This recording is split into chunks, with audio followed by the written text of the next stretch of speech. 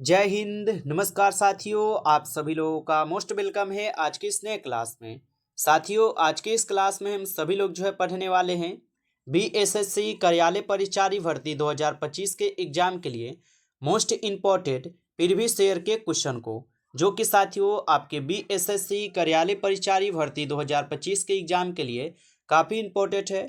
तो आप सभी लोग इस क्लास को बिल्कुल अच्छी तरीके से लास्ट तक देखिएगा और इस क्लास में दिए जाने वाले सभी प्रश्न को साथियों आप अच्छी तरीके से जरूर याद कर लीजिएगा, जिससे कि आप अपने एग्जाम में सभी क्वेश्चन को आसानी तरीके से बना पाएंगे। तो चलिए साथियों, क्लास को स्टार्ट करते हैं। उनसे पहले यदि आप इस चैनल पर पहली बार जुड़े हैं तो साथियों आप इस चैनल को सब्सक्राइब कर लीजिए और सब्सक्राइब करके आप ऑल नोटिफिकेशन को जरूर ऑल पे दबा लीजिएगा, जिससे कि जब भी कोई नई क्लास हो सबसे पहले क्लास का नोटिफिकेशन आपके पास पहुंच सके। तो आप इस चैनल को सब्सक्राइब कर लीजिए, साथ ही साथ आप इस क्लास को भी लाइक जरूर कर लीजिएगा। तो चलिए साथियों, क्लास को स्टार्ट करते हैं और देखिएगा साथियों क्वेश्चन क्या दिया गया है। साथियों क्वेश्चन दिया गया है कि अंतर्राष्ट्रीय महिला दिवस ये कब मनाया जाता है। लगाइए साथियों आंसर। ये सभी क्वेश्चन साथियों काफ़ी इंपॉर्टेंट और सेलेक्टेड क्वेश्चन हैं, जिससे कि आपके पेपर में साथियों 100% ये सभी क्वेश्चन देखने को मिलेंगे। आप अच्छे से इन प्रश्न को याद कीजिएगा और बताइएगा कि अंतर्राष्ट्रीय महिला दिवस ये साथियों कब मनाया जाता है। तो अंतर्राष्ट्रीय महिला दिवस साथियों ये 8 मार्च को मनाई जाती है। ऑप्शन बी लगा रहे हैं तो आपका सही जवाब है साथियों, 8 मार्च को मनाई जाती है, याद रखेंगे। अगला क्वेश्चन देखिएगा साथियों। क्वेश्चन है, किसने कहा लोकतंत्र जनता का और जनता द्वारा और जनता के लिए शासन है। बताइए साथियों कि किसने कहा था कि लोकतंत्र जनता का, जनता द्वारा, जनता के लिए शासन है। तो साथियों याद रखेंगे ये अब्राहम लिंकन के कथन थे। ऑप्शन ए यहाँ पे सही जवाब है, अब्राहम लिंकन का ये कहना था। आगे देखेंगे साथियों, क्वेश्चन आपका आता है कि T20 विश्व कप 2024 का फाइनल किन दो देशों के बीच हुआ था। चलिए साथियों आंसर लगाइए। T20 विश्व कप 2024 का फाइनल किन दो देशों के बीच में हुआ है। तो साथियों याद रखेंगे भारत दक्षिण अफ्रीका के बीच। ऑप्शन यहाँ पर आप लोगों का 20 सही जवाब है, भारत और दक्षिण अफ्रीका के बीच हुआ है। आगे देखेंगे साथियों, क्वेश्चन आता है बाल गंगाधर तिलक का यहाँ पर उपनाम बताइए। चलिए साथियों आंसर लगाइए कि बाल गंगाधर तिलक का उपनाम क्या होगा। तो बाल गंगाधर तिलक का उपनाम हो जाएंगे साथियों यहाँ पर लोकमान्य। ऑप्शन सी यहाँ पर आपका सही जवाब है साथियों, लोकमान्य हो जाएंगे। आप इनको अच्छे से याद रखेंगे। अगला क्वेश्चन देखिएगा साथियों। क्वेश्चन है कि रेडियम की खोज किसने की थी। चलिए साथियों आंसर लगाइए। रेडियम की खोज किसने की थी। तो रेडियम की खोज किए थे साथियों मैडम क्यूरी ने। ऑप्शन सी इस क्वेश्चन का सही जवाब है, यहाँ पर मैडम क्यूरी के द्वारा रेडियम की खोज की जाती है। आगे देखेंगे साथियों, आपका क्वेश्चन है भारत में राष्ट्रीय आपातकाल की घोषणा कब हुई थी। चलिए साथियों आंसर लगाएंगे कि भारत में राष्ट्रीय आपातकाल की घोषणा कब हुई थी। आंसर लगाइए। और साथियों ये सभी क्वेश्चन काफ़ी इंपॉर्टेंट और वीवीआई सेलेक्टेड क्वेश्चन है। यहाँ से आपके पेपर में साथियों सीधे सीधे पेपर में आपके क्वेश्चन देखने को मिलेंगे। और बताइए कि भारत में राष्ट्रीय आपातकाल की घोषणा कब की गई थी। तो याद रखिएगा साथियों, इनकी घोषणा की जाती है 1975 में। ऑप्शन यहाँ पर आप लोग का सी सही जवाब है इस क्वेश्चन का आंसर। आगे देखिए, क्वेश्चन है कि 1857 ईस्वी में बिहार के क्रांतिकारी थे। बताइए साथियों आंसर क्या होगा। 1857 ईस्वी में बिहार के क्रांतिकारी कौन थे। तो 1857 की क्रांति में बिहार के क्रांतिकारी थे बाबू कुंवर सिंह। ऑप्शन यहाँ पर आप लोग का बी इस क्वेश्चन का यहाँ पे सही जवाब होगा। आगे देखेंगे साथियों, क्वेश्चन है आपका कि हर घर तिरंगा का प्राथमिक उद्देश्य क्या है। चलिए आंसर लगाइए साथियों कि हर घर तिरंगा का प्राथमिक उद्देश्य क्या है। तो हर घर तिरंगा का प्राथमिक उद्देश्य साथियों क्या होगा। तो आप याद रखिएगा इस क्वेश्चन का सही जवाब आपके यहाँ पर क्या हो जाएंगे। तो नागरिकों में देशभक्ति की भावना को मजबूत करना। ऑप्शन बी इस क्वेश्चन का सही जवाब दिया गया है, नागरिकों में देशभक्ति की भावना को मजबूत करना है साथियों, याद रखेंगे। आगे देखिए, क्वेश्चन है आपका कि गंगा के प्रदूषण का कारण है।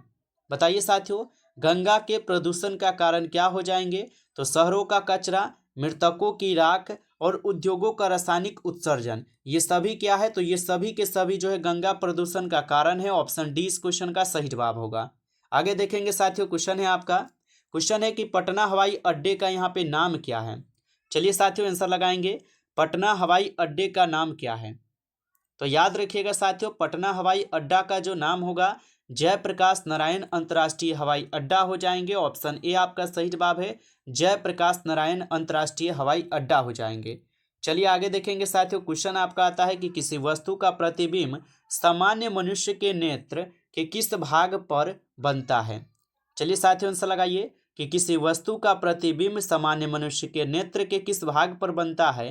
तो साथियों याद रखेंगे रेटिना पर बनता है। ऑप्शन सी सही जवाब है आपका, रेटिना पे बनता है। चलिए अगला प्रश्न देखिएगा साथियों, क्वेश्चन है लोकसभा चुनाव 2024 कितने चरणों में आयोजित किया गया था। बताइए कि लोकसभा चुनाव 2024 कितने चरणों में आयोजित किया गया था। तो साथियों याद रखेंगे लोकसभा चुनाव 2024 कितने चरणों में आयोजित होता है। तो आप बताएंगे सर जी ये 7 चरणों में आयोजित हुआ था। ऑप्शन ए आपका सही जवाब है, 7 चरणों में। आगे देखिए अगला यहाँ पे आपका प्रश्न है कि भारतीय लोकतंत्र की चुनौतियाँ क्या है। चलिए आंसर लगाइए। और साथियों अभी तक आप लाइक नहीं किए हैं तो आपसे छोटा सा रिक्वेस्ट है मेरा कि आप इस क्लास को ज़्यादा से ज़्यादा लाइक कर लीजिएगा। और नए जुड़े हैं चैनल पे तो आप जरूर चैनल को सब्सक्राइब कर लीजिए और सब्सक्राइब करके आप ऑल नोटिफिकेशन को जरूर दबा लीजिए, जिससे कि जब भी क्लास हो सबसे पहले नोटिफिकेशन आपके पास पहुंच सके क्लास का। तो आप चैनल को भी सब्सक्राइब कर लीजिए। और यदि अभी तक आपको PDF नहीं मिला है रिविजन के लिए तो आप कॉमेंट जरूर करके बताइएगा।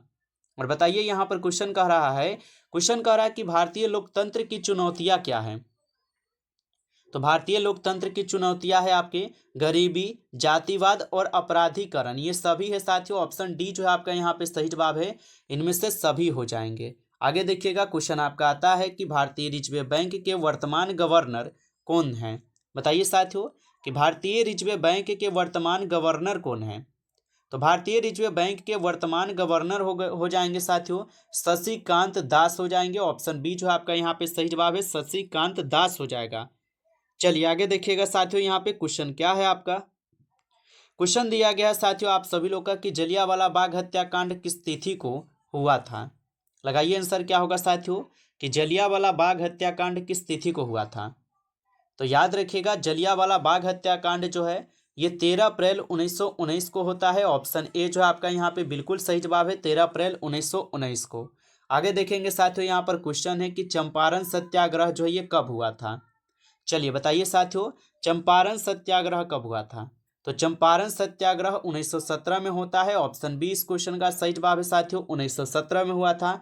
याद रखेंगे आप सभी लोग। नेक्स्ट क्वेश्चन दिया गया है कि बिहार में उर्वरक कारखाना कहाँ पर अवस्थित है। चलिए साथियों आंसर लगाइए, बिहार में उर्वरक कारखाना कहाँ पर अवस्थित है। तो बिहार में उर्वरक कारखाना जो है साथियों याद रखिएगा आप सभी लोग, यह अवस्थित है आपके बरौनी में। ऑप्शन सी इस क्वेश्चन का सही जवाब है, यहाँ पर आपका बरौनी में है। आगे देखिए साथियों क्वेश्चन आपका आता है इनमें कौन बहुराष्ट्रीय कंपनी है। चलिए साथियों आंसर लगाइए, इनमें कौन है जो कि बहुराष्ट्रीय कंपनी हो जाएंगे। तो साथियों याद रखिएगा यहाँ पे इनमें कौन है बहुराष्ट्रीय कंपनी। तो यहाँ पे इनमें से सभी हो जाएंगे बहुराष्ट्रीय कंपनी। ऑप्शन डी करेंगे साथियों, ABC ये सभी है बहुराष्ट्रीय कंपनी। आगे देखिए क्वेश्चन है साथियों कि वायुमंडलीय दाब को नापने का यंत्र कहलाता है। बताइए कि वायुमंडलीय दाब को मापने का यंत्र क्या कहलाता है। तो साथियों याद रखेंगे बैरोमीटर कहलाता है। ऑप्शन ए जो है आपका यहाँ पे सही जवाब है, बैरोमीटर कहलाता है।